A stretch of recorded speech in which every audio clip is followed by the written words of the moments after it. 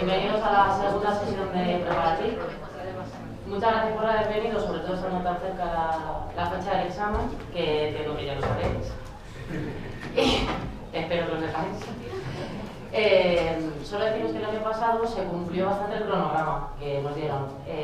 Solamente se retrasó entre el tercero y el cuarto porque las defensas se alargaron un poco, entonces yo creo que es buena idea que sigáis el cronograma porque yo creo que sí que se puede llegar a cumplir. Y luego os queremos comentar también que la siguiente sesión de Preparativ la tenemos ya preparada y por primera vez vamos a hacer un simulacro de test real con las condiciones parecidas a cómo se hace en el examen. O sea, el día 1 de junio, que es sábado, pues os citaremos a 1 hora. No lo vamos a hacer tan largo para que no sean 2 horas de examen, pero vamos a repartir un test en papel y con las plantillas de corrección y haremos unas 65 preguntas, creo que eran, manteniendo la proporción entre los temas específicos y los generales. Y la segunda parte de la sesión lo que vamos a hacer es corregirlo y dar las explicaciones del porqué de las preguntas, que yo creo que en realidad es lo importante. Y nada más, en un día como hoy, 25 de mayo, aniversario del Reglamento de Protección de Datos, pues tenemos aquí a Jorge Navas Elorza. Jorge es licenciado en Informática por la UPM, por la Politécnica de Madrid, y pertenece a la primera promoción de nuestro cuerpo, el cuerpo TIC. Además, posee un máster en Tecnología de la Información por la Universidad de Edimburgo y un máster en Gobernanza y Sistemas de Información por la Universidad Libre de Bruselas.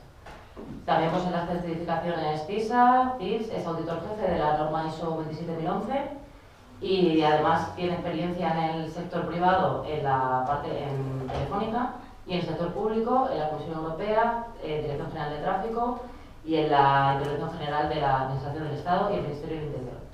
Actualmente es subdirector general de calidad de los servicios e innovación de la Subsecretaría de Interior y es el delegado de protección de datos del Ministerio del Interior. Así que bienvenido, Jorge. Y todo suyo. Muy bien, pues muchas gracias. Espero que aprobéis todos, luego un gran porcentaje de que estáis aquí. Mi intención hoy es intentar ser un poco ameno, porque si estas horas es un sábado, ¿no? Pero lo que he intentado sobre todo es dejaros bastante información en la presentación, ¿vale? Que no es una presentación de vaguedades, sino que haya material para que podáis mirar. Y yo por lo menos cuando asisto a presentaciones o a ponencias, lo que me gusta es escuchar la experiencia de gente que se ha enfrentado con problemas.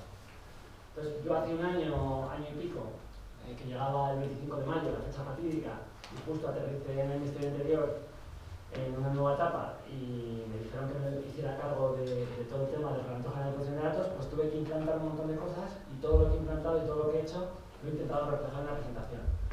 Entonces yo creo que os puede ser muy útil en el sentido, quizás no tanto para el test, pero bueno, alguna cosa que veremos hoy pues os puede venir para el test de vuestro examen, pero cuando tengáis un supuesto práctico y en el supuesto práctico tengáis que implantar cualquier sistema, pues cualquier cosa que tenga que ver con protección de datos personales, aquí os voy a explicar una hoja de ruta y una serie de acciones y una serie incluso de herramientas comunes, que ya sabéis que al tribunal siempre le gusta que se usen muchas herramientas comunes, de utilización de software, pues os voy a enseñar una serie de cosas que os puede apoyar yo creo en vuestras cosas. ¿Bueno? Entonces, sin más, un poco el programa que he preparado son los grandes cambios que supuso hace un año los cambios del marco normativo en materia de protección de datos personales, luego una introducción al Reglamento General de Protección de Datos y los conceptos fundamentales, ¿vale? Y sobre todo sus consecuencias, más que jurídicas, sus consecuencias en el marco TIC, que es un poco nuestro tema, ¿no? La hoja de ruta para llevar la adecuación al Reglamento General de Protección de Datos en una administración pública, herramientas y procedimientos a implantar, un caso particular que es muy importante, que son los procedimientos electrónicos para permitir el ejercicio de los derechos sobre los datos personales de los ciudadanos y finalmente la transposición del Reglamento General de Protección de Datos, que es la nueva ley orgánica de protección de datos y garantía de derechos digitales. Y al final hay una parte de ruegos y preguntas, ¿no? De preguntas. Perdona un segundo. En la parte de preguntas, que la vamos a dejar para el final, pero si alguno sois tímido o no queréis coger el micrófono y preguntar, podéis mandar con el hashtag, ¿cuál es? Pregunta. A ver si localizamos. Sesiones TICA1. Sesiones TICA1 en Twitter y entonces las que recojamos también se las pasamos TICA1 sesiones. digamos sesiones. Se las pasamos a Jorge. Vale. O si no preguntáis, me doy la vuelta. Bueno, ¿cuáles son los cambios del marco normativo? Vamos a ver qué había antes del 25 de mayo de 2018. ¿Vale? Pues hasta entonces había una directiva, ¿vale?, que ya se ha derogado, y luego había una ley orgánica de protección de datos, ¿vale?, la famosa LOPD, que es prácticamente para los TICs, o cuando yo empecé como TIC, la LOPD era como la ley más importante que había que cumplir. ¿Por qué? Porque con la ley orgánica de protección de datos se hacía lo que entre comillas llamamos, se hacía sangre. Es decir, que si tú no la cumplías, había sanciones, ¿vale?, sobre todo para las empresas privadas. Y en las empresas en la administración pública había un poco de miedo que había que cumplir la LOPD. A cualquier abogado del Estado le hablas de cualquier ley y de cosas de informática y no estaban muy puestos. Pero todo lo que fuera a cumplir con la ley orgánica de protección de datos era algo como que se llevaba muy a rajatabla, ¿vale? Ligado a esa ley orgánica había un reglamento, que era el reglamento de desarrollo de la ley orgánica, que era el 1720 de 2010 o algo así, no, o 2007 creo que era. No me acuerdo, ¿no? Vale, ese reglamento, ¿vale?, ese reglamento era el reglamento que nos basábamos para cumplir la parte TIC de la ley orgánica de protección de datos. Entonces, ¿cuáles eran las obligaciones y con qué se trabajaba? Se trabajaba con un concepto que se llamaba fichero, ¿vale? Y fichero, pues bueno, es un conjunto organizado de datos, y lo importante del fichero era el tipo de datos que contenía, ¿vale? Y en un resumen muy grande, con esos ficheros había que hacer una declaración obligatoria a la Agencia de Protección de Datos, ¿vale? Entonces, los organismos públicos, una vez al año, una vez cada 2 o 3 años, preparaban una relación de todos los ficheros que trataban y se lo enviaban a la Agencia Española de Protección de Datos y lo publicaban en el web. Y se echaban a dormir, entre comillas, ¿vale? O sea, digamos que el funcionamiento, el cumplimiento era que mi fichero tiene que estar declarado, ¿vale? Y en el fichero tú decías, pues tengo este campo para guardar el sexo, este campo para guardar las simpatías políticas, y este campo para guardar el género, yo qué sé, cualquier cosa, ¿no? Y tú decías eso y en función de esos campos se le asociaba un nivel de protección, ¿vale? Había 3 niveles, básico, medio y alto. Y se introducían ya el tema de los derechos ARCO, ¿vale? Que eso probablemente, los derechos ARCO es algo que suena mucho, que sale también en los periódicos, ¿vale? Que son acceso, rectificación, cancelación y oposición, ¿no? Y entonces, la Agencia Española de Protección de Datos empezó a trabajar y a hacer muchas acciones divulgativas y bueno, pues en los ministerios, en los organismos públicos se trabajaba con estos ficheros, se decía qué es lo cuáles eran los datos que se almacenaban y se empezaban a introducir cláusulas que permitían a la gente rectificar sus datos, cancelar o ponerse a tratamiento de datos.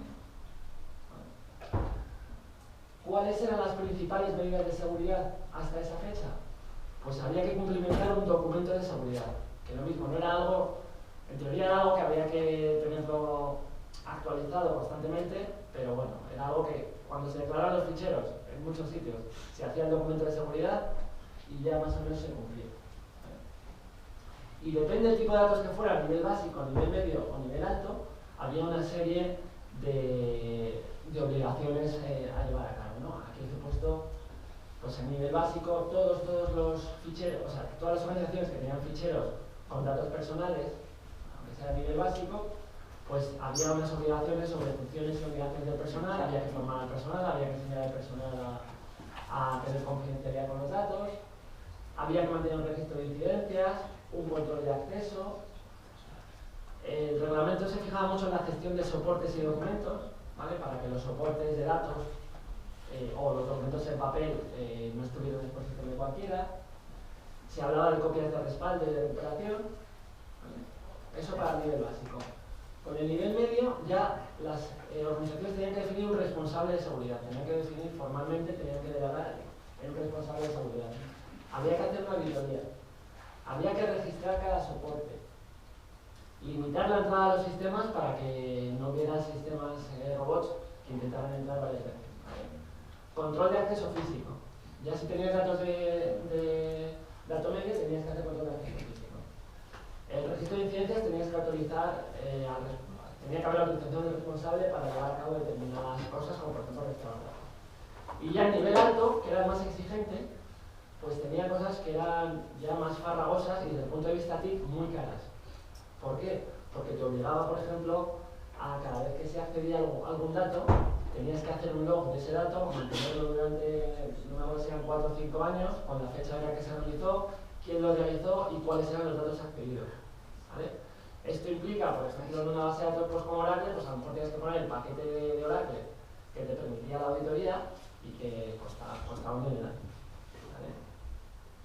Entonces, bueno, te obligaba también a cifrar los datos, a cifrar las comunicaciones, ¿vale? En épocas en las que no todo es como ahora, que todo va por HTTPS y por navegador web, sino que había distintos protocolos funcionando y te obligaba a cifrar los datos. ¿Cuál es lo importante de lo que había antes del 25 de mayo? Es que todas estas obligaciones no tenían en cuenta la importancia del tratamiento de los datos. Lo único que tenían que ver es si en el fichero ponía nivel alto, aunque fuera un fichero entre comillas de chicha y nabo, que guardaba 15 datos, de muy pocas personas y con muy poco riesgo, como era de nivel alto, pues tenías que tener todas, tenías que definir el responsable de seguridad, el documento, el etiquetado, todo lo más restrictivo posible. Entonces, todo esto ha cambiado por completo. ¿Vale? La normativa de ahora es una normativa basada en riesgo, basada en proporcionalidad. ¿Vale? Y entonces, ya no es como antes, que tú antes, si en el catálogo de tus datos tenías específicamente un dato médico, ya era de nivel alto y tenías que hacer las medidas máximas. Ahora todo es proporcional y ahora todo es en base a un análisis y entonces puedes tener tratamientos que tengan datos médicos, pero como no tiene ningún riesgo para la privacidad, puedes hacer un tratamiento mucho más relajado que lo que se hacía con la norma anterior. ¿Vale?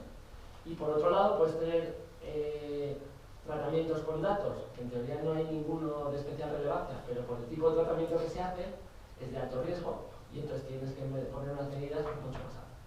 ¿Vale? Eso es un poco el cambio de concepto. Antes era algo, según el dato, muy rígido, y ahora cada responsable puede analizar y puede decir las medidas de una manera científica, entre comillas, porque se ha hecho un análisis de riesgo específico y un análisis de riesgo específico de la privacidad. ¿Vale? Entonces, la normativa nueva que hay ahora es el Reglamento General de Protección de Datos. ¿Vale? Ese reglamento, en la presentación, se ve un poco, bueno, porque son enlaces que están pinchados, pero cuando lo tengáis en el documento que se distribuye, esos hiperenlaces te llevan a los documentos. ¿Vale? Está el Reglamento General de Protección de Datos, la transposición, que es la Ley Orgánica de Protección de Datos Personales y Garantía de los Derechos Digitales, que la publicaron el día de la Constitución, el último día de la Constitución, en diciembre. Y luego, en mi caso de trabajo interior es muy importante, junto al Reglamento General de Protección de Datos, el mismo día se aprobó una directiva que es el Reglamento General de Protección de Datos, pero para el ámbito policial y seguridad nacional. ¿Vale? Y esa directiva todavía no se ha traspuesto. Están ahora en mi ministerio trabajando con justicia, etcétera, para hacerlo. Están hablando de después del verano, pero bueno, como ha habido tanto cambio legislativo, tanto gobierno que va, viene, pues es una cosa que se está retrasando. Pero es importante que sepáis esto, pues, si os toca un caso en que hay temas de seguridad nacional, de defensa, de policía, de cosas así, pues sabéis que el Reglamento General de Protección de Datos no es competente. La Ley Orgánica de Protección de Datos nueva tampoco, y hasta que no se haga la transposición nueva de la directiva policial y judicial, se aplica la Ley Orgánica de Protección de Datos antigua, la de 1999. Una introducción rápida al reglamento.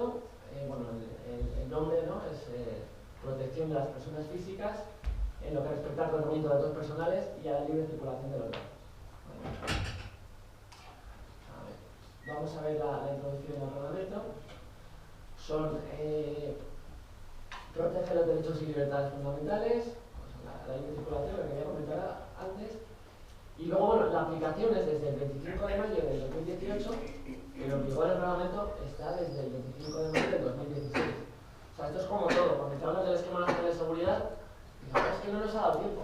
Todas las normas se anuncian 2 años antes y tienes 2 años para prepararte, pero luego, por ejemplo, el día a día mi ministerio y la Agencia de Protección de Datos empezó a meter caña, entre comillas, y avisar al ministerio, pues en vez de mayo, pues en febrero o marzo, diciendo, oye, que tienes que acelerar. Y digamos que en febrero o marzo no había ningún delegado de protección de datos nombrado en ningún ministerio, no había una estructura organizativa y todo eso, pues como somos españoles, pues hasta que no llega el momento, pues no se hace, ¿no? O sea, cuando empezábamos con la fecha del 25 de mayo, en las presentaciones la gente ponía, no, la buena noticia es que el 25 de mayo cae en sábado. Hasta el día de que hacer nada, ¿no? Entonces, conceptos fundamentales, lo que os he comentado, que cambia de fichero a tratamiento. Antes la agencia tributaria, por decir algo, podía decir, yo tengo un fichero de contribuyentes que tengo nombre, apellidos, cuentas bancarias, no sé qué tal. Y ya con eso ya está. Ahora no. Ahora son tratamientos. Dice la agencia tributaria, dice, yo hago un tratamiento que cruzo los contribuyentes españoles con los contribuyentes europeos para ver si tienen cuentas en el extranjero y hago también. Pues para ese tratamiento tienes que establecer una medida de seguridad determinadas.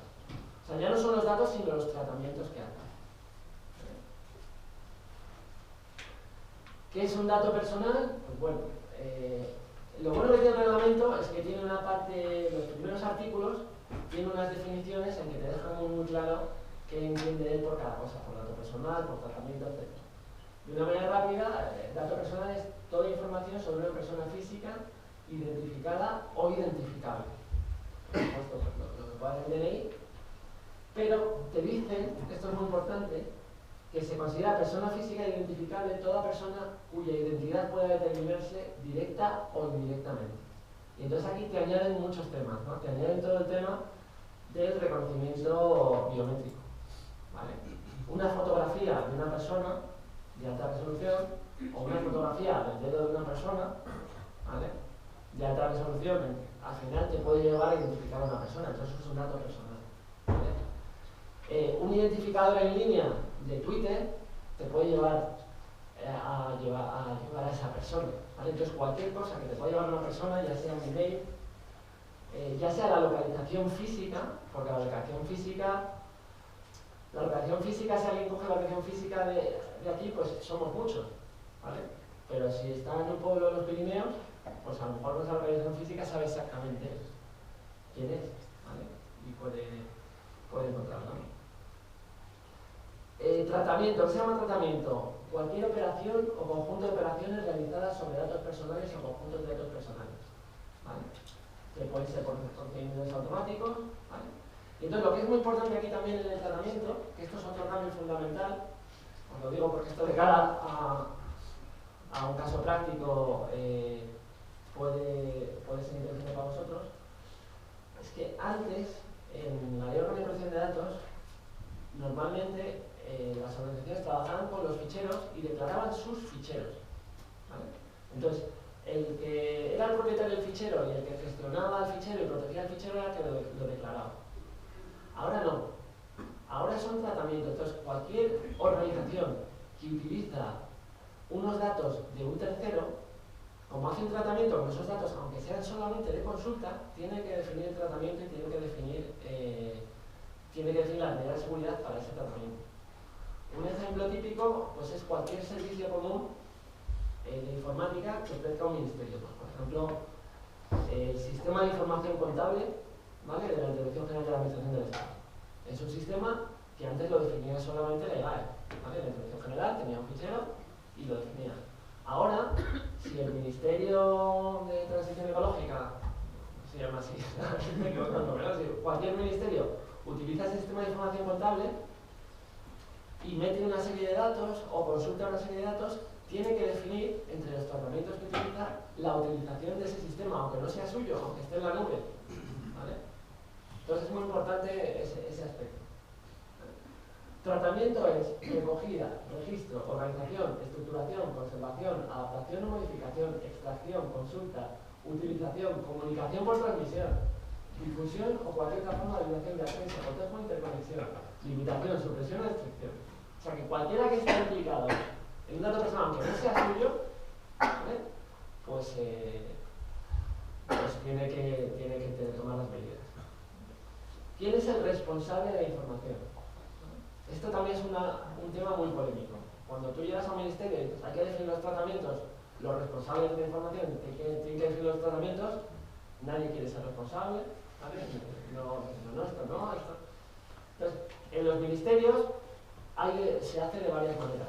hay gente que va a un nivel relativamente bajo y la subdirección competente en la estructura orgánica del ministerio, esa subdirección es la que tiene el tratamiento, y hay otras que lo elevan a la dirección general correspondiente o incluso al ministerio.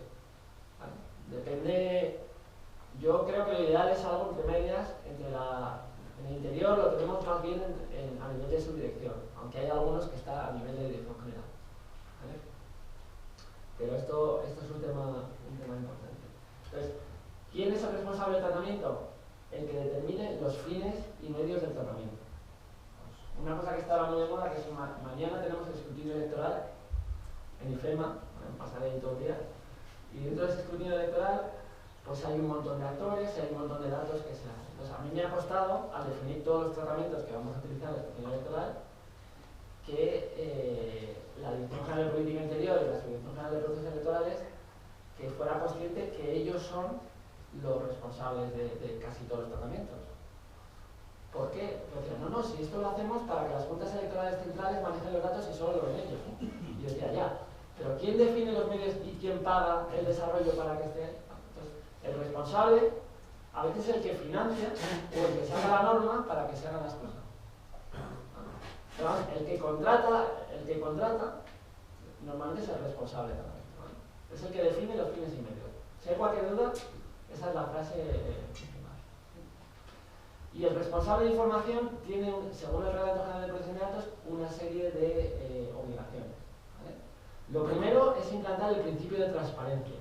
Esto es muy importante porque cuando alguien hace uso de datos y hace un tratamiento de datos, sean suyos o sean de otros, tiene que publicar y decir claramente para qué va a hacer con esos datos, cuánto tiempo los guarda, si se los cede a alguien, qué medida de seguridad toma, una serie de cosas que luego las vamos a ver en detalle. El ejercicio de los derechos. Si yo soy responsable de la información, pues un ciudadano que ha dado los datos o tenemos sus datos, hemos obtenido sus datos para hacer ese tratamiento, me puede venir y decir, oye, quiero invocar mi derecho de acceso y quiero saber qué datos míos tienes. ¿Vale? O te puede decir, tú has cogido estos datos para tal motivo y no estoy de acuerdo porque no estoy en este colectivo, o quiero hacer mi derecho de oposición, bórrame los datos. Entonces, para hacer eso tienes que habilitar un procedimiento. Y el Reglamento General de Protección de Datos dice que se haga, tienes que habilitar uno electrónico. ¿Vale? Otra obligación es que las organizaciones tienen que tener un delegado de protección de datos. El delegado de protección de datos es un poco el coordinador de todo, hace un poco de apoyo y es el mediador con la Agencia de Protección de Datos o las agencias de control. En un gran organismo puedes tener varios delegados de protección de datos. En el Ministerio del Interior, que es el ministerio más grande que hay, imaginaos, solamente en proporción de Guardia Civil hay 160.000 personas, pues hay un delegado de protección de datos para Guardia Civil, otro para la protección de datos, otro para policía, otro delegado para la Dirección General de Tráfico, que también es un cuerpo bastante importante. Y luego hemos hecho un delegado para la Secretaría de Estado de Seguridad, otro para instituciones penitenciarias y otro para el resto. Es un ejemplo, ¿no? A lo mejor el Ministerio de Industria solo tiene un delegado de protección de datos, depende un poco los ámbitos que quieras, la ley no te obliga a tener uno, las administraciones públicas siempre tienen que tener un delegado de protección de datos. Pero, por ejemplo, en el Ministerio de Sanidad o en una comunidad autónoma pueden elegir tener un delegado de protección de datos para todos los hospitales de una comunidad autónoma o tener uno por hospital. O sea, es potestativo. Pero lo que es importante es que cuando un ciudadano quiere ejercitar el derecho a sus datos, tiene que tener acceso y tiene que saber quién es el delegado de protección de datos al que puede alegar en caso de que el responsable de tratamiento le ignore o no le haga caso. ¿Vale? Si no tiene delegado de protección de datos o el delegado de protección de datos no le escucha, pues entonces ya reclama a la Agencia Española de Protección de Datos. Un poco el mecanismo. ¿Qué obligaciones tiene el responsable de tratamiento? Pues hay que tener un listado de tratamientos. ¿Vale? Ya no hay que notificar a la Agencia Española de Protección de Datos, tengo estos ficheros. Pero tú tienes que mantener, o sea, la organización tiene que mantener un listado con todos los tratamientos de datos que utiliza. ¿Vale? Con una serie de campos específicos que los dicta el Reglamento General de Protección de Datos. Luego os voy a enseñar un pantallazo del registro de tratamiento del Ministerio para que veáis los datos obligatorios que hay que mantener. Y luego tienes que hacer una serie de análisis de riesgos, es obligatorio, y luego, en algunos casos, lo que se llama un análisis de impacto de privacidad, que es un análisis de riesgo mayor, ¿vale? Y muy enfocado en la situación. Pero importante, esta lista de tratamientos lo tienes que tener tú, no hace falta que lo transmitas a nadie. En el caso de las administraciones públicas te obligan a publicar un resumen, ¿vale? Pero si sois una empresa privada, por ejemplo, una empresa privada tiene que tener el registro de tratamientos y si la Agencia Española de Datos le hace una inspección, se lo tiene que proporcionar. Pero no tiene esa obligación de publicación. Vale. Entonces, proactivamente, en el Reglamento de Ordenación de la Protección de Datos se habla mucho de la proactividad, ¿vale? No es como antes que una vez al año declaro mis ficheros a un montón sobre el motivo. Esto es un trabajo continuo como la seguridad, ¿no? Es un ciclo de estos de planificar, controlar, hacer, etcétera, el ciclo PDCA. Pues tienes que estar analizando los riesgos de la seguridad, los requisitos de privacidad e implementar las medidas de seguridad en consecuencia. Y según implementar las medidas de seguridad, pues mitigar los riesgos de privacidad y vuelves otra vez a hacer un análisis de riesgos y así constantemente. La verdad es que la vida de los datos es muy cambiante, salen nuevas reglas, salen nuevos proyectos, lo que hace que constantemente esto deba estar modificando. Proactivamente, una de las cosas que puede hacer una organización es certificarse, ¿vale? Si yo como organización me certifico en el Esquema Nacional de Seguridad, pues ya estoy dando una garantía de que, o en la ISO 27001, ya estoy dando una garantía de que hago las cosas bien, ¿vale? Porque para tener una certificación y mantenerla, se ofrece una estructura organizativa importante. Adhesión a códigos de conducta, ¿vale? Puedes hacer una serie de códigos de conducta que también te dan un poco de garantía. Y otra de las obligaciones del reglamento es notificar las brechas de seguridad. Ahora es obligatorio. Si hay unas guías que dicen en qué casos hay que notificar a la Agencia Española de Protección de Datos y en qué casos hay que notificar a los usuarios. Si hay una brecha de seguridad, nosotros hemos tenido una recientemente, hace unos meses, muy pequeña, que afectaba a 100 y pico direcciones de correo electrónico que sacaron del servidor. Y eran direcciones de correo públicas. Eso tiene una baja incidencia, no hace falta ni notificar a la agencia ni notificar a las personas, no es obligatorio. Pero si tú manejas, si eres el Instituto Nacional de Estadística, manejas el censo y te han borrado,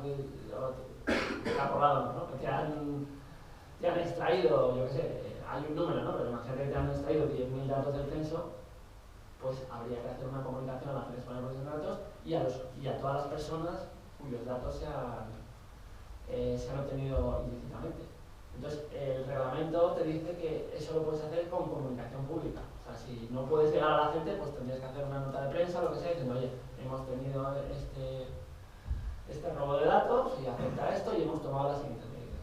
Y por supuesto, como hay que comunicar a la agencia, pues la agencia te puede imponer la sanción. Encargado de tratamiento. Esto era un concepto antiguo también, ¿no? El encargado de tratamiento es la subcontrata típica. Cuando aprobéis la oposición y veis proyectos, como no vais a tener desarrollo interno, tendréis que subcontratar fuera. ¿Vale? Entonces, cuando subcontratéis fuera, es muy importante que todos nuestros requisitos de seguridad se los transmitamos a la subcontrata, que son los encargados de tratamiento. ¿Vale? Para eso hay que hacer una serie de cláusulas especiales en todos los contratos y hay que hacer una supervisión de SLAs, etc. Consentimiento del interesado. Este es otro concepto importante del Reglamento General de Protección de Datos, ¿vale? Y que hay un poco de equívoco con esto. Yo en el Ministerio he tenido grandes problemas con este tema, ¿no? Porque en los periódicos lo que lees es que desde que está el Reglamento General de Protección de Datos es obligatorio el consentimiento explícito del interesado, ¿vale? Que te digan, sí, acepto las condiciones de privacidad. Eso no siempre es así, ¿vale? Eso es así para determinados tratamientos, ¿vale? Porque hay una serie de tratamientos que la legitimación del tratamiento es que el usuario te dé a ti el consentimiento, ¿vale? En ese caso, que sobre todo son temas comerciales, temas de marketing, cuando tú no tienes una relación contractual, tú no tienes un contrato con alguien, ¿no? Si tú tienes un contrato con tu banco, pues el banco no es necesario que te pida permiso para utilizar los datos necesarios que necesita para mantener ese contrato contigo, ¿vale? Pero en cambio, si un día te has metido, o si has dado tu email hace unos años y te están mandando boletines con información comercial o lo que sea, y nunca has dado tu consentimiento, pues en ese caso te tienen que pedir el consentimiento explícito, ¿no? Entonces, esta es una pantalla de un email mío en Yahoo del 24 de mayo, 25 de mayo, con todas las peticiones de privacidad que tenía. ¿Vale? No sé si os ha pasado a vosotros hace un año, pero hubo una reunión, ¿vale? Aceptamos los términos y condiciones de privacidad. En la administración pública, en general, no es nunca necesario, o casi. Es muy raro que haya que pedir el consentimiento del interesado. ¿Por qué? Porque la mayor parte de los tratamientos están legitimados no por el consentimiento del ciudadano, sino por intereses legítimos que normalmente suele ser la aplicación de una ley. Tú imagínate que el hombre del SAMUR, cuando te viene a recoger, estás ahí medio muerto, pues te empieza a pedir el consentimiento y no sé qué tal cual. Es un poco ridículo, ¿no? Pero vamos, o si Hacienda necesita hacer una cosa con tus datos y tal, que es legítimo para los impuestos, pues claro, si a ti Hacienda te pide el consentimiento, vas a decir que no, ¿no? Por retirado, ¿no? Entonces, a mí lo que pasó en el ministerio es que la gente lo entendió mal y empecé, porque yo les dije, hay que cambiar todos los formularios de datos, y en esos formularios de datos, de manera con transparencia, hay que decir lo que hacemos con los datos, etc. Pues la gente empezaba a meter también, pedía consentimientos, ¿vale? Cuando no tenía por qué pedirlo, ¿no? Entonces, bueno, como hubo un malentendido y no, ha pasado en varios sitios, pues yo creo que es importante ponerlo, ¿no? Entonces, aquí está el interés legítimo que puedes hacer de tratamiento sin consentimiento, ¿vale? Cuando tienes un contrato, lo que decía el banco, el interés público, cumplimiento de una obligación legal, ¿vale? Protección de un interés vital para la actividad, o un interés legítimo que no prevalezca sobre los intereses o derechos del interesado, ¿vale? Con todo eso no es necesario consentimiento. Para lo demás, lo que os decía, puede haber, por ejemplo, un observatorio tecnológico en la administración en que haga unos boletines informativos, ¿vale? Y se los mande a determinados científicos o a determinados particulares, pues para eso sí que habría que pedir un consentimiento, ¿vale? Porque es una cosa que la misión de a lo mejor el ministerio no es esa divulgación o no tiene una obligación, y entonces para eso sí que puedes pedir un consentimiento. La revista Tráfico, que es una revista que se manda a la gente que tiene carga de conducir, o que se mandaba, ¿vale? Pues los suscriptores de la revista Tráfico, pues tú tienes que tener un consentimiento de ellos para no mandarles algo si no quieres. Para cosas de ese tipo, sí consentimiento, para lo demás no. Una de las claves del Reglamento General de Protección de Datos y en lo que te pueden hacer denuncias y lo que la Agencia Española de Protección de Datos se fija mucho es en la información ofrecida al usuario, ¿vale? Esto es uno de los grandes cambios, ¿vale? Es obligatorio dar todos esos datos que os pongo ahí en pantalla, ¿no? Hay que identificar el tratamiento y el responsable, ¿vale? O sea, yo, por ejemplo, Ministerio del Interior, mañana en IFEMA hay un sistema informático para las acreditaciones que tienes que llevar para poder entrar en IFEMA para el escrutinio electoral, pues hay un tratamiento que se llama acreditaciones del escrutinio electoral, ¿vale? Y que tiene una serie de... ¿Cuál es el responsable? Pues la Dirección General de Política Interior, y tenemos ahí los datos de contacto y todo. ¿Quién es el DPD? Pues yo, pues está en mitad. ¿Fines y base jurídico para el tratamiento? Pues hay una ley de temas electorales que te... ¿vale? ¿Plazo que tiene de conservación de los datos? Se borran en cuanto acaba el proceso electoral, ¿vale? Pero toda esta información la tenemos que poner y publicar, es lo que escribe ahí, ¿no? ¿Hacemos perfiles automatizados? Pues en este caso no los hacemos. Pero si los hicieras, esto es muy importante hacerlo, ¿vale? El tema de los perfiles automatizados es algo nuevo. En la Ley Orgánica de Protección de Datos antigua no había nada de esto y ahora sí que hace mucha atención. Porque, en teoría, hay que hacer un impacto de privacidad para aquellos sistemas, entre comillas, de inteligencia artificial que a través de tus datos hacen un perfilado y pueden hacer cosas como las que se están haciendo, que tú te conectas a sacar un billete de avión y depende del perfil que tengan de ti o de un seguro, te da un precio u otro, ¿vale? Hay sistemas muy enrevesados, ¿vale? Y que son cosas que la Unión Europea ha metido mucho dedo en la llaga. Eso hay que informarlo y te tienen que hacer incluso una autorización previa de tu agencia de protección de datos para ver si tú puedes hacer ese tipo de perfilado, ¿vale? Porque claro, no es justo, digamos, que si hay tratamientos con ese perfilado que te va a suponer un perjuicio económico, ¿vale? Pues porque, o sea, te pueden analizar hasta la velocidad de tecleo que tengas, o te pueden analizar tus tweets en tiempo real o tu historial de Instagram. Y es un caso real de una aseguradora de Inglaterra que utilizaba tus datos públicos en Instagram, en Facebook, etcétera, y en función del tipo de fotos que tenías, pues te hacían un precio de seguro u otro. Si estabas todo el rato en bici de montaña con el casco y tal y cual, ¡ufa! O sea, es como gracioso, pero es real. ¿Vale? Entonces, ese tipo de cosas hay que declararlo. Todo lo que haces lo tienes que declarar. No sé si conocéis el caso, esto ya es un poco batallita, pero bueno, el caso de la Federación de Fútbol y la aplicación de la Federación de Fútbol, de la Liga. Eso ha sido tremendo porque tú te descargabas una aplicación de la Liga y la aplicación de la Liga, en teoría, pues te servía para seguir a tu equipo, ver los resultados y tal.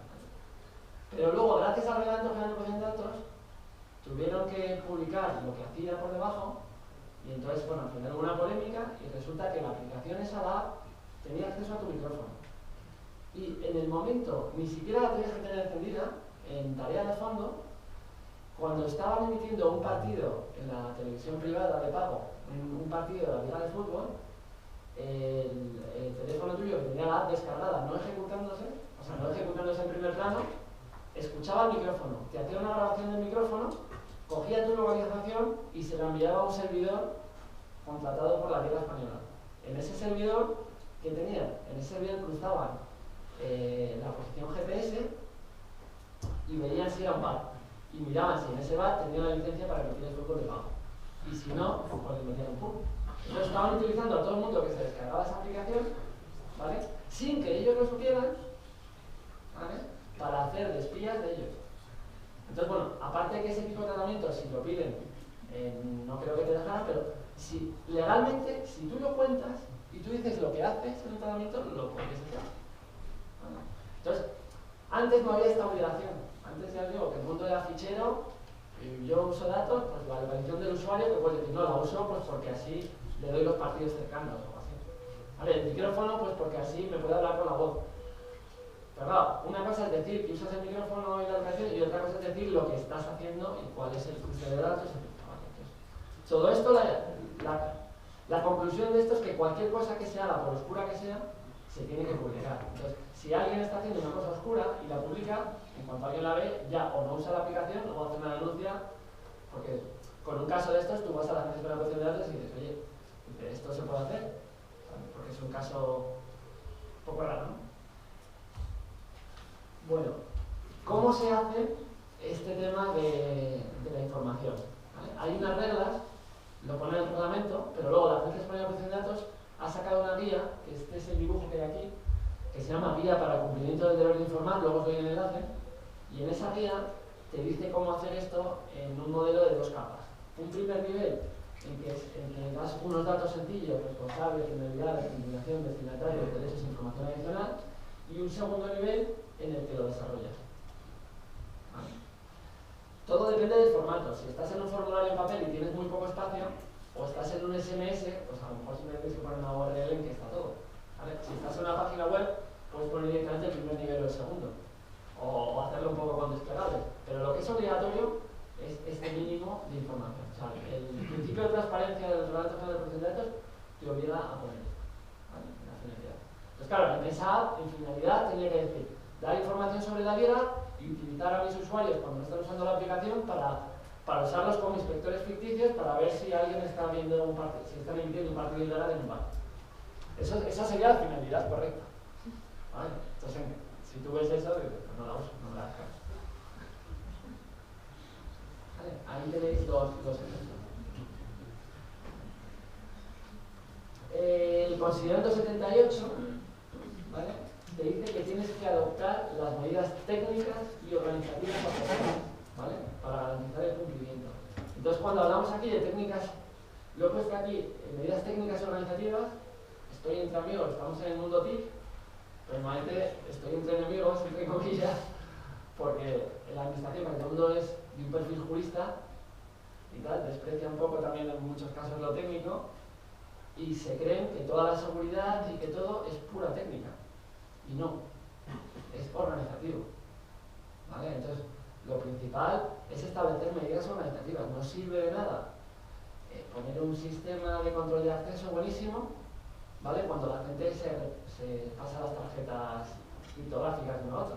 ¿vale? O se pasa la clave del certificado digital, o se exporta un certificado digital que no viene en soporte criptográfico a un fichero y se lo mete en 6 ordenadores, o tiene los post-its con las claves en las pantallas, ¿vale? Entonces esas medidas organizativas son muy importantes. Vale. Entonces, hay un tema que se llama protección de datos desde el diseño y por defecto, ¿vale? Nosotros en el Ministerio hemos hecho una guía, ¿vale?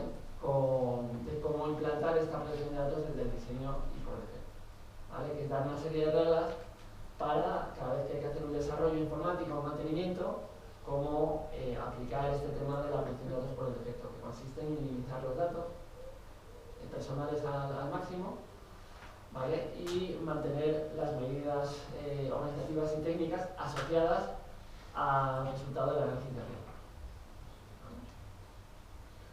Para mejorar un poco la seguridad. Vale. Y muy importante,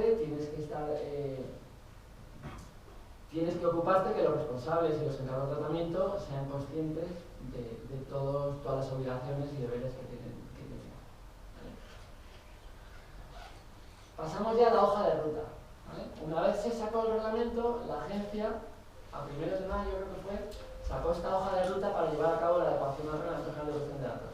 Que varias de las cosas que hay os las he adelantado, pero luego las voy a desgranar un poquito, ¿no? Para daros ideas en caso de que os toque un caso práctico. Lo primero, designar un delegado de protección de datos, ¿vale?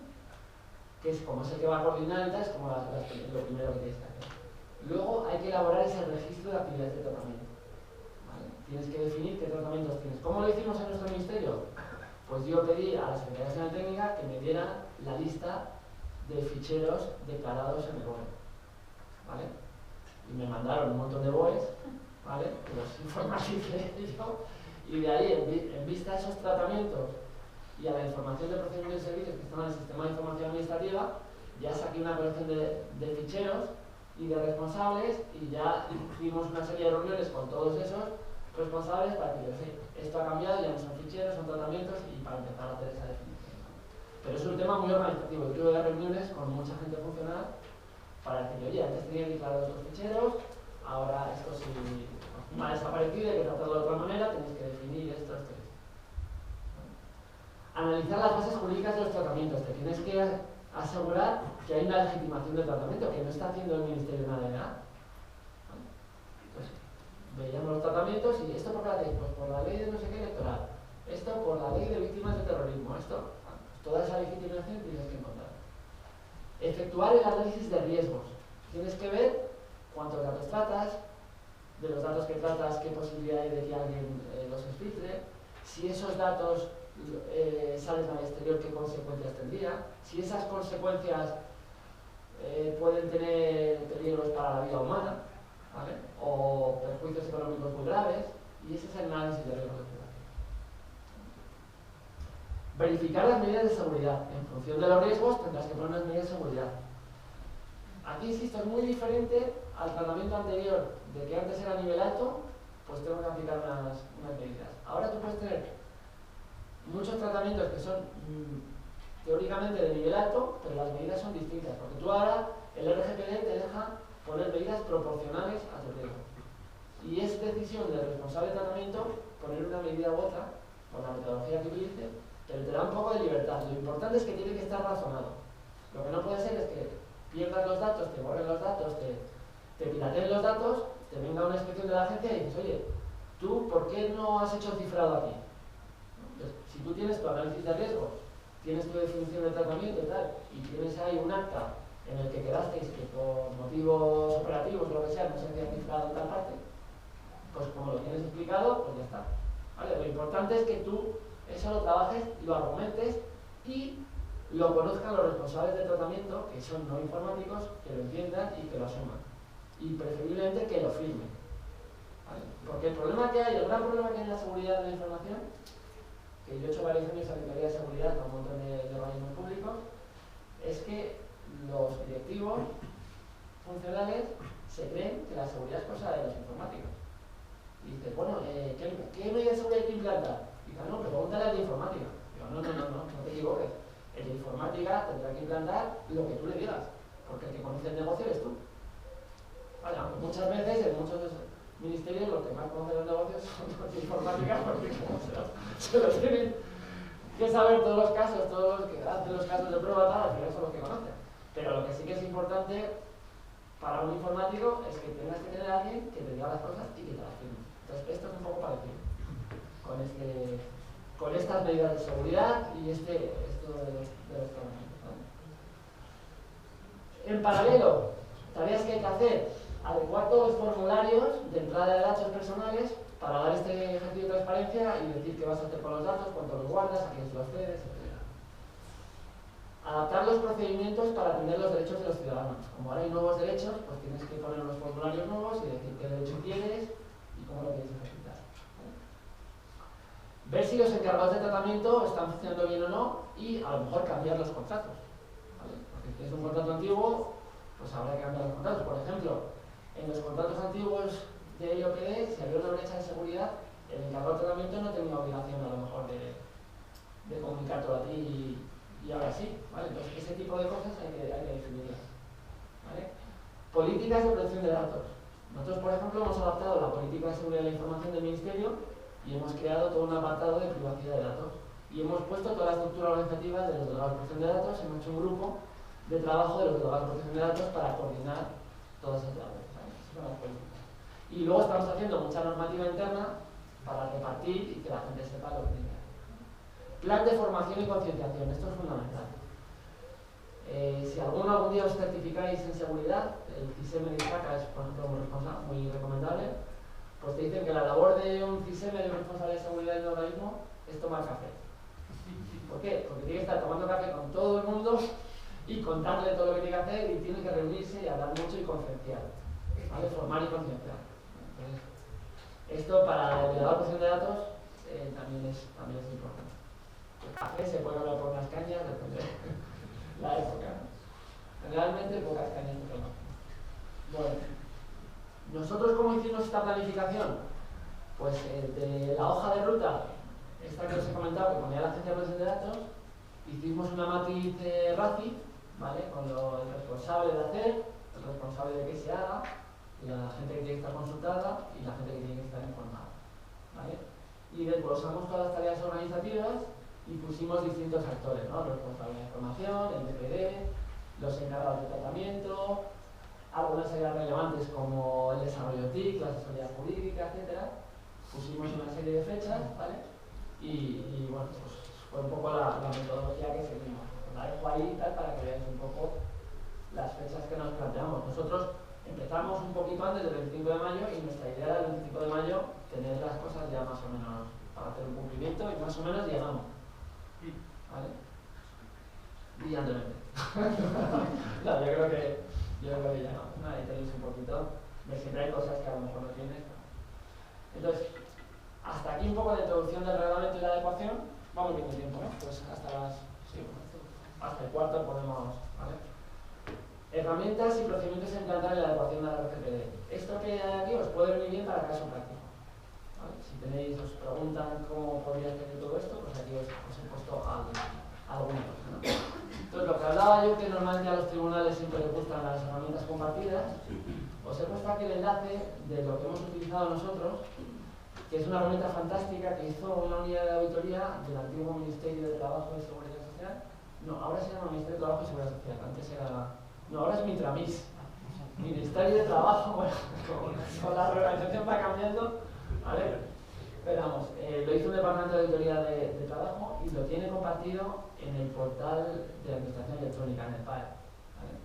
Os he puesto el enlace, ahí no se ve porque está como una especie de rosita, pero lo tenéis en la presentación, ¿vale? Entonces, ¿qué han hecho ellos? Han hecho una herramienta muy buena, ¿vale? Que está pensada para el responsable del tratamiento, está pensada para los informáticos, para que cada responsable del tratamiento pueda definir sus tratamientos uno a uno. Entonces la herramienta, que bueno, aquí os con un poco la arquitectura y cómo funciona, te permite, con la misma herramienta, definir todos los tratamientos y te hace de una tacada el registro de actividades del tratamiento, un análisis de riesgo y una evaluación de impacto inicial sencilla, para cosas que no sean muy complejas. ¿Vale? Te saca unos resultados con el grado de cumplimiento normativo y te saca unas tablas con las medidas de seguridad, del esquema de seguridad que tienes que hacer. ¿Vale? Y te pone información relevante sobre cómo tratar los derechos. Esto está muy bien porque es totalmente gratuito, ¿vale? Te dan ahí los fuentes, etc. Entonces cada organización se coge sus fuentes, se lo compila, le cambia el escudito tal cual y lo puede adaptar. Entonces, si tenéis un caso y os dicen cómo haría, pues iría al portal de administración electrónica y lo utilizaría este software, que tal, va a salir muy barato y funciona bien, ¿no? Entonces os digo un poco qué tipo de... Aquí hay una pantalla, ¿no? Está basado en web, ¿vale? Y entonces, bueno, tiene una serie de datos para definir el tratamiento, cuál es el nombre del tratamiento, cuál es el responsable, qué unidad lo lleva, los datos del DPD, una serie de datos administrativos, y luego te hace una serie de preguntas, ¿no? ¿Qué operaciones de tratamiento haces? ¿Vale? ¿Haces recogida de datos personales? ¿Haces registro? ¿Haces consulta? Entonces, aunque digas que sí a alguna de estas, ya estás haciendo el tratamiento de datos personales. Si dices a todo que no, te va a decir, pues no tienes que hacer nada porque... ¿Vale? Y bueno, te hace un montón de preguntas, a cuántas personas afecta, si se filtrara un dato, qué daños habría, y te pone una serie de baremos, de clasificaciones, todo con desplegables, en un lenguaje que lo puede entender cualquier responsable de tratamiento no informático. Entonces, al final, te genera una salida que es un fichero con el registro de tratamiento y el análisis de riesgo súper detallado, y lo bueno que tiene es que el responsable del tratamiento que le has dado tú de alta en el sistema lo firma con certificado digital y con fecha. Con lo cual, el tratamiento está definido. Cuando luego ya defines un procedimiento interno para la gente de desarrollo o las subcontratas que van a hacer cualquier cosa, tienen que tener en cuenta lo que pone aquí y lo tienes todo más o menos apañado, bueno, bonito y barato.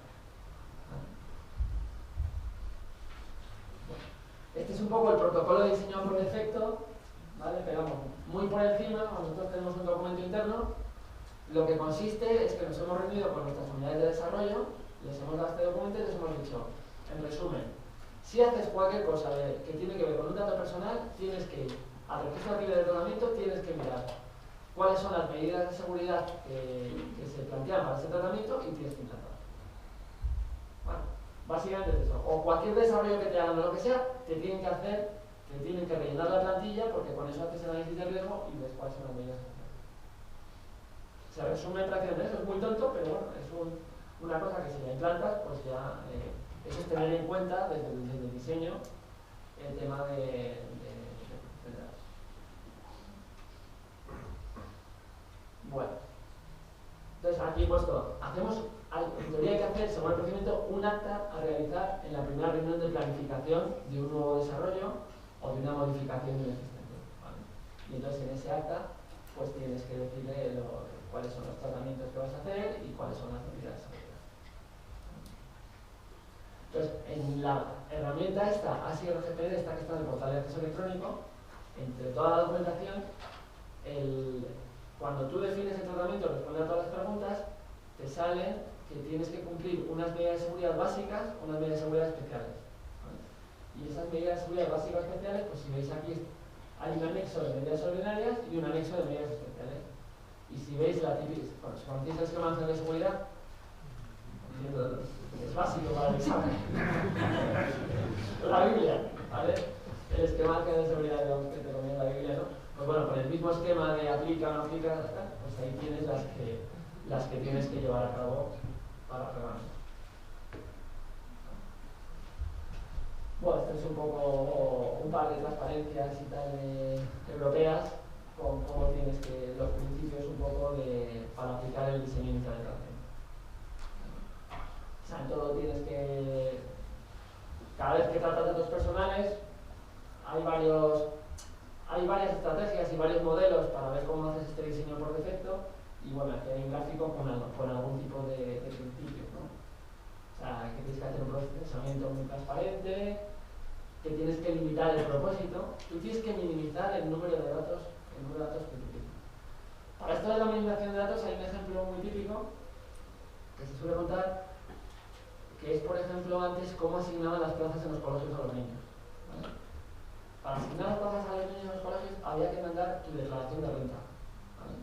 entonces la declaración de renta la examinaban en las juntas de los colegios en papel y veían todos tus datos, que si tienes 2 casas, que si no sé qué, tal cual. ¿Vale? Y entonces en ese procedimiento no había minimización de datos personales. ¿Y qué pasaba? Que luego en un pleno de concejales uno decía, porque yo sé que tienes una casa en Marbella, porque te la he visto, ¿verdad? ¿Vale? ¿Cuál es la minimización? ¿Qué se ha hecho ahora? Pues ahora la agencia tributaria manda, en vez de dar la declaración entera, te da un certificado diciendo que la persona con este NIF tiene un nivel de ingresos en el baremo 1, 2 o 3. Eso es la minimización de los personales. ¿Vale? Y eso es un concepto. Es muy fácil de entender, ¿no? Pues a veces, ¿qué nos pasa en las aplicaciones informáticas? Que exportamos un registro entero con cantidad de cosas, cuando viviríamos mucho mejor si de todos los datos solo necesitamos un identificador o algo así. ¿Vale? Pues ese es uno de los conceptos. Esos son minimización de datos, que yo creo que es lo más importante, porque hay otros, confidencialización, securización, que son como intrínsecos, ¿no? Pero lo más específico de esto yo creo que es pensar que hay que proteger el dato en todo momento. Y cuantos menos datos tengas que proteger, mejor, ¿no? Vale. Bueno, entonces, guías y herramientas. Os recomiendo, os he puesto en la página, que lo mismo, está ahí como moradito, pero se ve luego en la presentación, que son todas las guías que ha hecho la agencia. Entonces son guías divulgativas, que están escritas de manera más o menos fácil de entender, y suele ser más fácil que leerte lo que es un BOE con el reglamento, ¿vale? Y ahí os he puesto varias guías, cómo notificar la alerta de seguridad, un listado de cumplimiento normativo, que te dice todo lo que tienes que cumplir, una guía del Reglamento General de Protección de Datos para el responsable de tratamiento, esa está bastante bien, y luego hay 2 de cómo hacer el análisis de riesgo y cómo hacer las evaluaciones de impacto. Para hacer análisis de riesgo, en muchos ministerios, o en algunos, se está optando por la herramienta Pilar. La herramienta Pilar es una herramienta muy buena, ¿vale? Desarrollada en España por aquí, por un profesor de Teleco, por Mañas. Se usa en Europa, en OTAN y tal, pero es muy difícil de manejar. Si tú quieres definir 250 tratamientos, como es mi caso, tú no puedes hacer ficheros de Pilar, necesitas verdaderos especialistas para dar de alta eso. En cambio, algo como ASIA-RGPD es mucho más fácil que tenga las cosas bien definidas. Aquí te hablan también un poco de Pilar. Y luego está la guía de cumplimiento para el informal, que os he enseñado antes de componer las cláusulas, y unas directrices para la elaboración de contratos. Entonces, si alguien, por ejemplo, para el caso práctico, podríais decir, no, pues con los encargados de tratamiento es muy importante poner las cláusulas que dice la Agencia Española de Protección de Datos, de como cláusulas tipo para meter en la elaboración de proyectos con encargados de tratamiento. ¿Vale? Dentro del rol del DPD hay un tema de difundir información. Esta, por ejemplo, es una pantalla de la intranet nuestra en que hemos metido un montón de información de protección de datos personales. Hemos hecho sesiones informativas en el salón de actos que las hemos grabado y las puedes descargar en vídeo y se pueden ver allí y luego están ahí en las presentaciones. Y luego están todas las guías y directrices internas que hemos hecho, la normativa reguladora básica que os he comentado y las guías de la Agencia de Protección de Datos.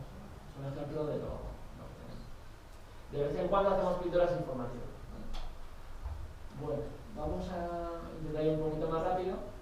Aquí está, porque ya hay cuarto, ¿no? Más o menos. El procedimiento para el ejercicio de los derechos lo he puesto como caso particular porque es una cosa importante a proporcionar. Entre todas las cláusulas de transparencia que pones, una de ellas tiene que ser que tú informes al usuario cómo puede hacer para ejercer sus derechos.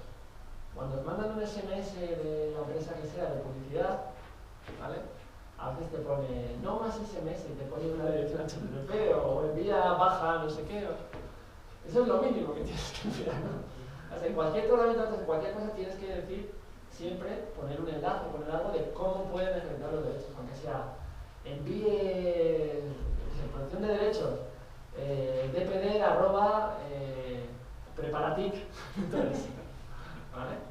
Es muy importante. Por cierto, que no sé si tenéis vosotros publicado. La gente de la web y nosotros solo sesiones. Por ejemplo, yo, si quisiera ejercer mis derechos y oye, yo sé mis datos y mi currículum, cuánto tiempo lo vais a conservar, cuáles son las medidas de seguridad de la Autodesk, registran mi teléfono. ¿Qué problema hay? Que hay gente muy quisquillosa, no sabe las cosas que tenemos. Y había un problema muy grande cuando hicimos esto, teníamos bastante miedo a que nos intentara hacer una parálisis administrativa, de manera organizada, con un change.org o una cosa de estas, o un partido político o lo que sea, decidiera pedir al Ministerio del Interior 15.000 personas el acceso a sus datos, que no sé qué. Serían capaces de paralizar. ¿Vale? Entonces, para eso, para lo que es el derecho de acceso, que es en principio lo que pide mucha gente, se pide acceso o generalmente cancelación o oposición. ¿Vale? Para el derecho de acceso, lo suyo es preparar autoservicios de información. Que no cada uno te pida algo y que tú se lo busques y se lo des. Lo ideal es que cada uno pueda ver la información que tiene el Estado en cada momento. La panacea de eso es la notificación electrónica, ¿vale? Y la carpeta ciudadana. Si todos nuestros procedimientos electrónicos, cada vez que hacemos cualquier cosa a un ciudadano, lo ponemos en la carpeta ciudadana, si nos pregunta el derecho de acceso, dice, pues váyate a la carpeta ciudadana y lo tiene. En nuestro ministerio eso no lo tenemos muy allá. Sí que hay sitios, por ejemplo, la Dirección General de Tráfico, sí que tú puedes obtener casi todo online. Si tú quieres saber qué datos tienes de mi vehículo, de mis multas, de qué puntos tengo, de no sé qué, tú tienes un autoservicio de información que lo puedes hacer. Pero hay muchas cosas, muchos trámites que no. Y entonces, si la gente te lo pide, pues necesitas un back office o algo así, de alguien que consulte. Pero vamos, lo que es importante es que hay que elaborar un procedimiento para todos estos derechos. ¿Vale? Bueno, los derechos de acceso. Voy a pasar muy rápido, lo dejo escrito, ¿vale? Porque no veo, pero vamos, hay los derechos de acceso, ¿vale? Que puedes tener acceso a toda la información que se da en el momento de la transparencia, ¿vale? Puedes rectificar si hay algún dato que está mal, porque hay derecho a rectificación. Cancelación ahora se subsume lo que se llama el derecho de supresión o olvido, ¿vale? El de oposición. ¿Qué diferencia hay un poco entre oposición y el derecho de supresión o olvido? El de oposición es que tú dices, bueno, no borres mis datos porque a lo mejor sirven para una reclamación o algo así, pero no los traigas. O sea, no los tengas en cuenta, déjalos apartados. ¿Vale? Y supresión es que quieres que los suprima de todo. Nosotros tenemos como 15.000 al año, creo que son, de supresión de antecedentes policiales. Eso ya era antes del reglamento, está fuera del reglamento además, ¿vale? Porque es de temas de ejecuciones penales y tal, pero eso es de lo que más preguntan. Pero te puede preguntar, hace poco nos llegó uno, por ejemplo, que era de un candidato de un partido político que había estado en una candidatura que está publicada en el BOE y quería que lo borráramos del BOE, que no saliera, él había cambiado de partido y no quería que se Pues eso, como tenemos una obligación legal y eso no se puede, pues no lo podemos quitar. ¿Vale? Pero tienes que atender los derechos y tienes que establecer un procedimiento para que la gente sepa. ¿Vale? Derecho al olvido, derecho a la portabilidad. Este está cogido entre pinzas. La portabilidad, pues igual que tú puedes cambiar de un operador telefónico a otro, ¿vale? Y hay una serie de normas, pues se supone que con tus datos se podría hacer lo mismo. Entonces el reglamento te dice que cuando estás en un sector que es muy propenso a la portabilidad, que tú deberías pedir el derecho a la portabilidad y decir, oye, tú, Banco de Santander, dale todos mis datos con transferencias, con tal, al Banco Urquijo o al banco que sea. ¿Vale? En teoría podrías hacer eso. Lo que pasa es que luego la ley te dice que, bueno, que lo tienes que hacer siempre y cuando técnicamente se pueda, etc. ¿No? Entonces, bueno, nosotros en la administración no vemos, pues no te puedes cambiar de que te haga el IRPF a Hacienda a la Seguridad Social, o sea, o se lo hace Hacienda o se lo hace Seguridad Social. No vemos ahí hueco para la portabilidad, pero puede que exista algo. Vale, pues el tratamiento, la transparencia y lo de la decisión automatizada que os he dicho con los perfiles. Vale, aquí os he puesto la página, bueno, el texto. He copiado el texto HTML de la página que tenemos nosotros para el ejercicio de derechos. ¿Vale? En que tenemos un formulario y vía el registro electrónico común, rellenar el formulario y nos lo llena. Otro tema que hay que hacer es la publicación del ejercicio de los derechos. La ley orgánica nos obliga como administración pública a ponerlo. ¿Vale? Y entonces nosotros hemos hecho un fichero PDF de unas 100 páginas con todos los registros, o sea, con todos los tratamientos del ministerio. Este era lo que os comentaba antes de las habilitaciones y temas en la semana electoral. ¿vale? Entonces te pone el responsable de tratamiento, que da los datos de política anterior, el nombre del tratamiento, las categorías de los interesados, que datos metes ahí, los datos personales que guardas, que en este caso son muy sencillos. Si cedes los datos a alguien, nosotros los cedemos al Centro de Coordinación de Seguridad, a la Secretaría de Estado de Seguridad, ¿vale? Que está la Policía y Guardia Civil, porque tienen que investigar antecedentes, tienen que una serie de cosas, ¿no? Los plazos de sucesión, ¿vale? Y te dice que los borramos cada vez que acaba el proceso, ¿vale? Y la medida de seguridad te dice que se guarda en la aplicación informática, que tiene un nivel bajo en ES, ¿vale? Y la base de datos. Así con todos los parámetros de datos. Este es el procedimiento de ejercicio de derecho, es un formulario que tú dices el tipo de derecho que haces, el tratamiento, los datos del responsable y puedes agregar o añadir documentación. Y ya lo último, la ley orgánica es una transposición del reglamento. Entonces, el reglamento es obligado, no es como una directiva, es obligado al cumplimiento, pero el reglamento deja la potestad a los Estados miembros a regular algunas cosas, ¿vale? Entonces, de las cosas que han regulado,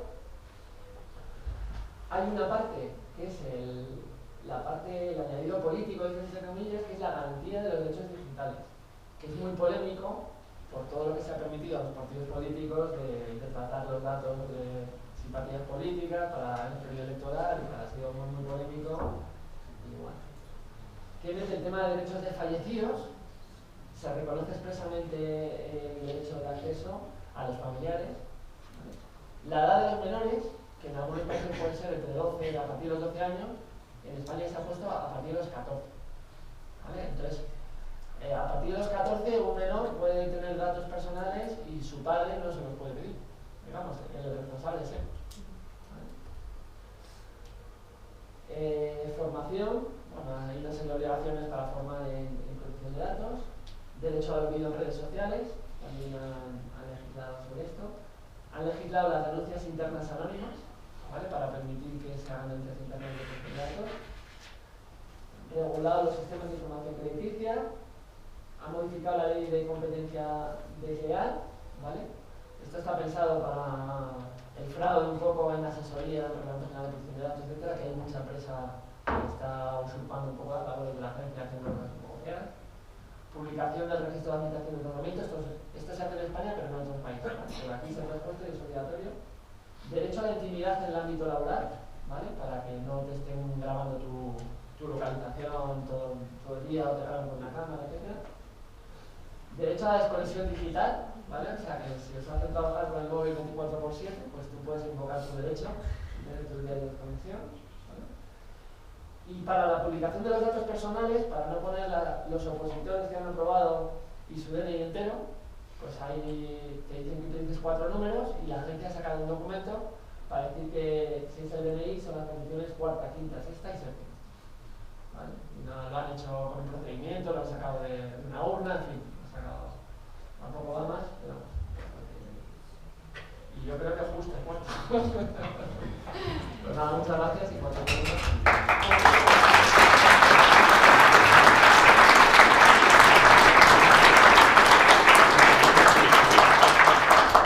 Pues muchas gracias, Jorge. Sobre todo porque nos has hecho uno por uno. La sesión puede valer tanto para el test como para el ejercicio práctico, porque estamos seguros que en cualquier momento caerá parte de protección de datos. Así que ahora llega el turno de preguntas.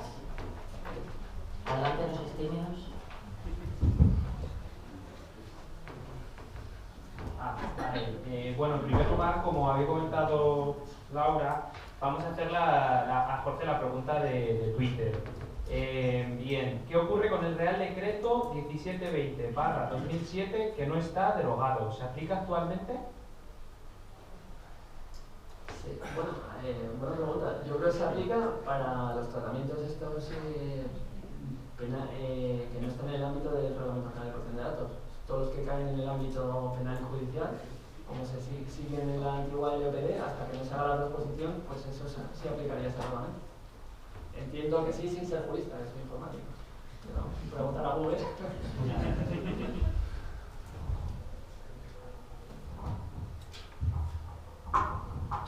Hola, buenas. Respecto a las obligaciones legales que tiene tratamiento y los responsables del fichero, bueno, como se llame ahora, está más o menos claro. Pero las responsabilidades legales del DPD, porque yo creo que eso no lo he visto en ningún sitio, como, ¿sabes? Como que tiene unas ciertas labores o unas indicaciones, pero como responsabilidad legal no, Sí. no sé si la hay.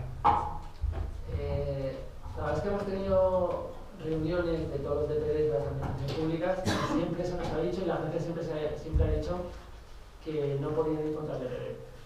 ¿Vale? El DPD se supone que es como un mediador, ¿vale? Y yo como DPD a veces puede que no simpatice con lo que me estén diciendo los responsables de tratamiento, pero la decisión del responsable de tratamiento es la que manda. ¿Vale? Si yo veo que el responsable de tratamiento no está concediendo un derecho a alguien que le han pedido o algo así, y creo que es abusivo, se lo digo. Pero una vez yo se lo haya dicho, si él me dice, vale, pero yo lo hago así porque esto es así, pues yo tal cual lo traslado. Y yo creo que por esa labor de mediador, pues al mediador no tiene consecuencias legales. Por lo menos la administración pública, y lo han dicho siempre, porque yo creo que el problema que hay en la administración pública es que cuando salió esto todo el mundo creía que en la RPT iba a salir un impuesto de RPD nivel 30 en los que tal igual, y luego no. Luego los que estábamos por allí seguimos manteniendo las funciones que tenemos y además somos de la oportunidad. Entonces, si encima de que no tenga ninguna recompensa te pones encima el peso de la ley, yo creo que por eso por lo menos en la administración pública no tiene eso.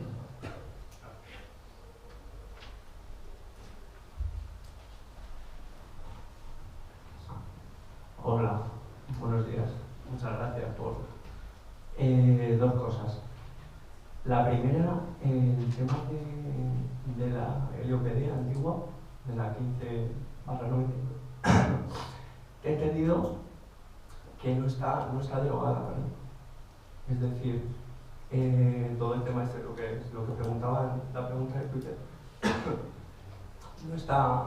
Se puede considerar que todavía sigue vigente en tanto en cuanto el tema este de actividades judiciales, tal. Entonces se consideraría que no está derogada por la nueva, por la 3/2018.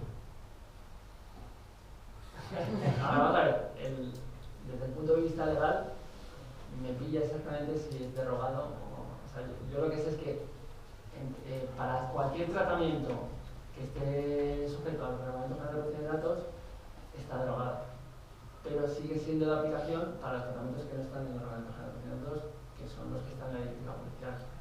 Entonces yo entiendo que para la directiva policial, desde luego, lo competente es la ley orgánica, entonces entiendo que no está derogada para eso. Pero esto puede cambiar en unos meses.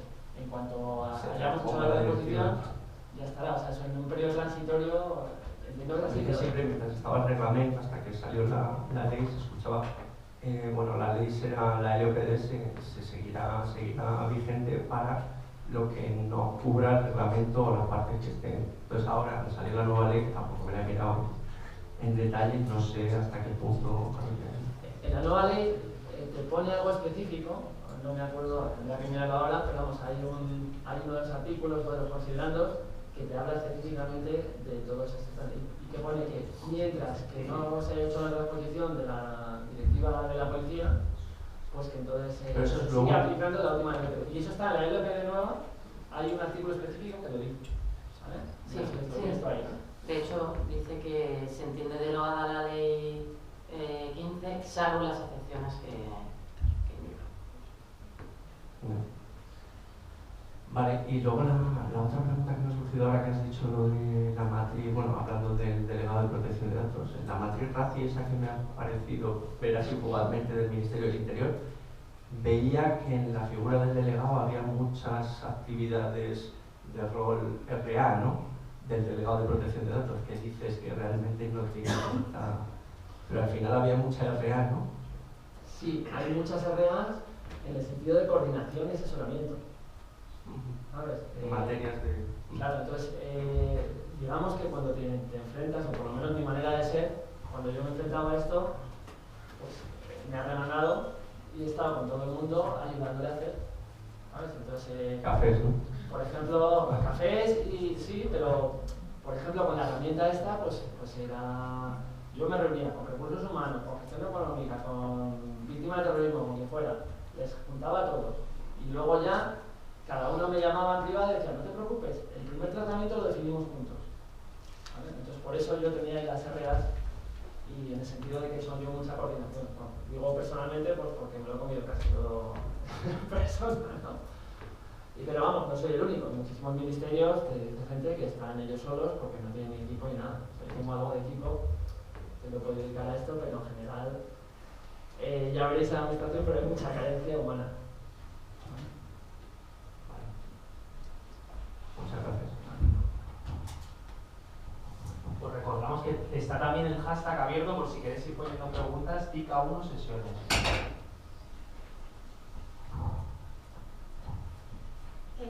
En el reglamento se especifica el derecho a la información en la recogida cuando los datos no se obtienen del propio interesado. Y yo me preguntaba que cuando tú estás implantando un sistema y recoges datos del PIN, tienes que mandar algún tipo de notificación al interesado diciéndole, hola, vamos a recoger tus datos del PIN sobre... Eso sí, eso me la conozco.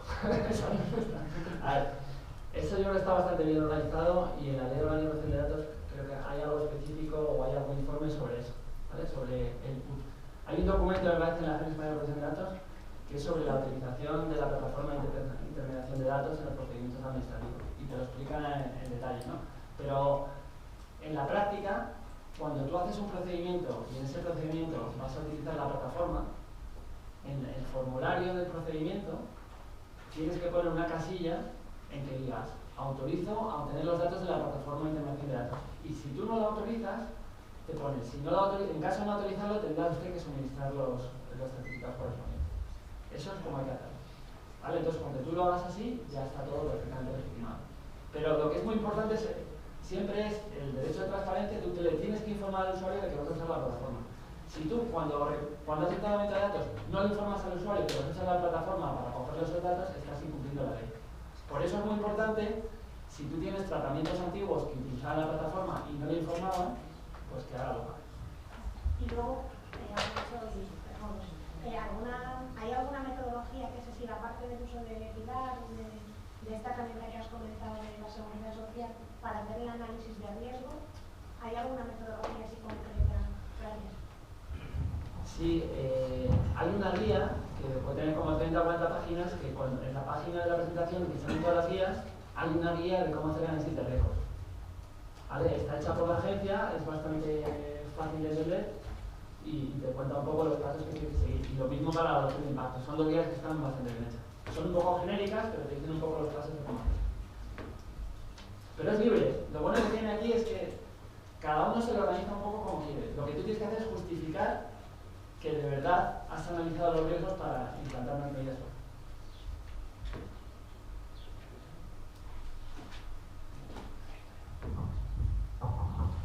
Hola, buenos días. Pues quería hacerte varias preguntillas.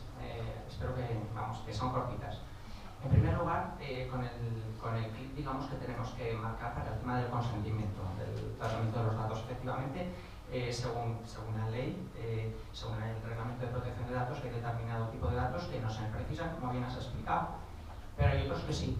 Y sin embargo, la ley 39 nos dice que podemos consultar dentro de la propia administración, que se pueden consultar datos personales con otras instituciones, etcétera, etcétera, y que el consentimiento se presupone. Entonces, lógicamente, cuando tú vas a solicitar datos a algo es para tratarlos. Entonces, a lo que voy es cómo casa esto. Hay un documento específico que dio de la agencia que habla justo de eso, ¿vale? Y yo creo que vamos, por lo menos la implantación práctica que estamos haciendo nosotros y creo que todos los ministerios es esa casilla en que te dice que tú apruebas el uso de la plataforma de intermediación de datos. Y de hecho, el INE hace unas estadísticas y unas auditorías para verificar, coge al azar usuarios de la plataforma de información de datos que han accedido a los datos, ¿vale? Por ejemplo, a nosotros han cogido en el interior, accedimos a unos datos del INE para consultar alguna serie de cosas y te dicen, tal consulta a la plataforma de intermediación de datos debe ser la justificación de que el usuario admitió hacer ese uso. Y entonces nosotros buscamos el formulario en que el usuario electrónicamente ha accedido y ha dado el clic para hacerlo. ¿Vale? O sea, que la práctica es esa, hay que hacerlo. Que prevalece sobre lo que dicta la ley 39 en este caso. A nivel legal, al 100% no te puedo dar una respuesta exacta sin ver ese documento, ¿vale? Que ya te digo que existe. Pero la práctica y lo que se ha quedado en todos los sitios es hacerlo en caso. Bueno, y otra preguntita ahí, no gusta más. Con respecto al tema para hacer el análisis de riesgos y tal, para catalogar el sistema y tal, así como el reglamento sí que establece la diferencia entre los datos especialmente protegidos, etcétera, etcétera, la ley 3 la veo como más laxa en ese tema. Cuando, vamos, yo por lo menos veo que la ley orgánica en realidad tendría que ser un complemento, no una, dejar cosas laxas de algo que viene por un reglamento que es de aplicación directa. Entonces, pues eso, que a nivel jurídico que me chocaba un poquito. Ya, pero digamos que un poco el resumen de la charla podría ser que el Reglamento General de Protección de Datos es un poco depende. ¿Vale? Para muchas preguntas hay un depende porque te deja ese grado de libertad, te da una serie de obligaciones que tú proactivamente tienes que hacer una serie de cosas que antes no te obligaban, pero luego te da la libertad de saber cómo lo haces. Yo, mi experiencia práctica es que en el Ministerio Interior teníamos el gran porcentaje de ficheros eran de nivel alto y cuando se le ha hecho el análisis de riesgo, casi ninguno se dio. ¿Vale? Por eso, precisamente, porque casi todos salen en medio, efectivamente. Medios o algunos incluso bajos. Porque cuando te dedicas a ver un poco y respondes un poco a las preguntas y evalúas y tal y cual, cuántos datos tenemos, qué pasa si este dato se filtra, que no sé qué, pues al final muchísimas cosas que la gente estaba ahí, ¿no? Nivel alto y unas medidas de seguridad muy caras y muy complejas, te das cuenta que no merece la pena. Y puede ser al revés, había otros que estaban definidos como a nivel bajo y resulta que son medio alto. Pero vamos, es una suerte que te des con esa libertad. Sí. Respecto a lo que decíais de la derogación de la ley, la nueva ley, la 3/2018, donde dice que no está del todo derogada la ley 15, es en la disposición adicional 14 y en la transitoria 4. Por el TES, por si acaso.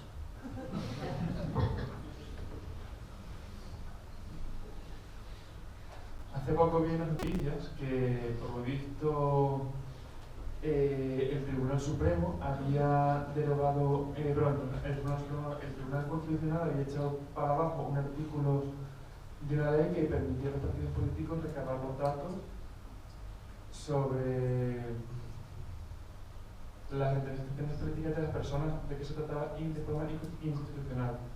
Lo que pasa es que no decía exactamente en qué ley afectaba. No sé si a lo mejor afecta a la ley de 2018, la nueva que sacaron en diciembre. Sí.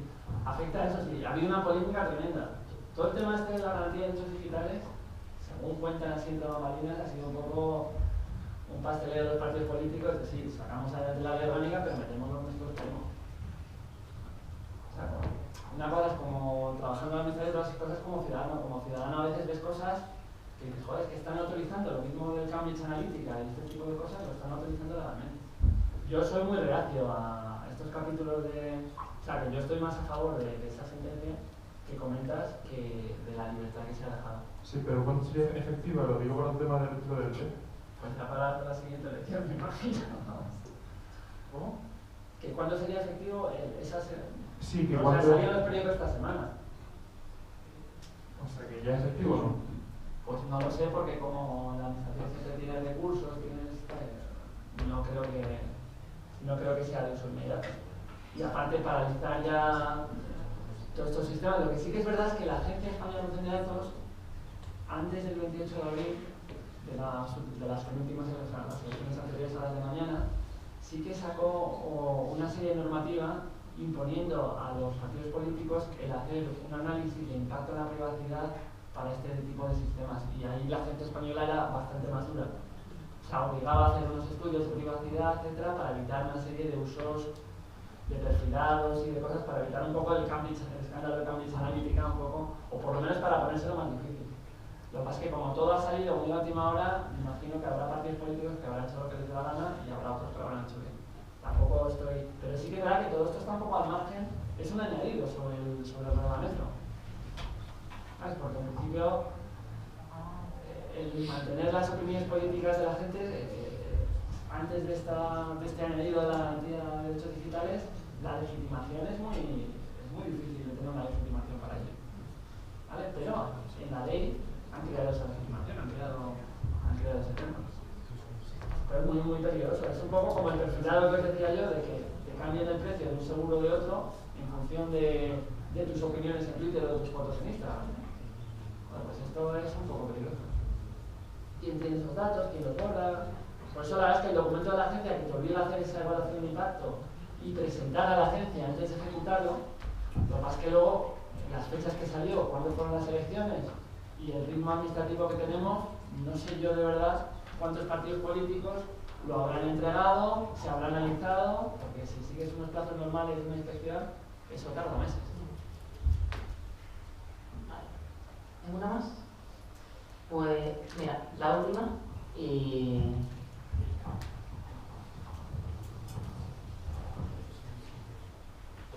ya después de esta tenemos un descanso y nos vemos luego a las 12 aquí para la Estrategia Nacional de Ciberseguridad. Buenos días. En el reglamento, uno de los principios es la seguridad del diseño. En el Ministerio, si se puede decir, ¿qué cosas nuevas se hacen cuando se desarrolla un aplicativo o se incorpora un sistema informático que no se hacían antes del reglamento?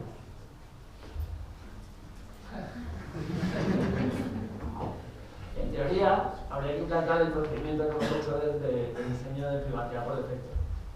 ¿Vale? En principio la gente está formada y está. El gran cambio que ha habido es que ahora los responsables de tratamiento son muy conscientes y tienen documentada toda la información sobre sus tratamientos. ¿Vale? Entonces, ahora sí que ha cambiado en el sentido que los responsables funcionales, cada vez que hablan con los informáticos para hacer el desarrollo, lo primero que hacen es que le dan la definición de tratamiento y las medidas de seguridad implantadas, con lo cual ha habido un avance. Antes le podían dar el fichero, el BOE, diciendo que era a nivel bajo, medio alto. Y ahora ya se lo dan un poco más definido con más cosas. Eso es el cambio fundamental. Y luego quizás la concienciación de los equipos de desarrollo en los principios básicos del diseño por defecto, estos de minimización de datos, de confidencialidad, etc. Vale, eso es un poco lo que ha podido cambiar, pero eso es una tarea poco a poco. La verdad es que en nuestro ministerio estamos en una época en la que estamos esperando un presupuesto para hacer un montón de proyectos de transformación digital, pero bueno, hay un par de aplicaciones nuevas o de cosas que ya se han hecho con este tema. Por ejemplo, ahora, para todo el tema de escrutinio electoral, que estamos apoyados por empresas externas para la organización de escrutinio electoral, yo como DPD sí que he hecho una documentación entera de requisitos de privacidad para el desarrollo del escrutinio electoral. Y en esa documentación hemos metido los tratamientos, las medidas de seguridad, todo eso ya se lo das documentado, lo tienes todo documentado y se lo das a los desarrolladores. ¿Vale? Bueno, en este caso al encargado del tratamiento. Y el contrato que se ha hecho con las empresas que hacen escrutinio electoral está hecho adaptando todas las cláusulas de la RGPD. O sea que sí que se ha cambiado las cosas. ¿Vale? Pero lo que se cambia las cosas en unos entornos, cuando estás en un ministerio de casi 200.000 personas, pues cuesta llegar a todos lados. Entonces puede haber departamentos donde todavía no hayan hecho eso. ¿Vale? Igual que hay departamentos que no han hecho la transición digital y siguen tramitando en papel. Pero es algo poco a poco. Y por eso es muy importante la concienciación y la formación. Pues muchas gracias por todo. Y nada, esperamos que os haya resultado de utilidad y nos vemos aquí de nuevo a las 12. ¿Vale?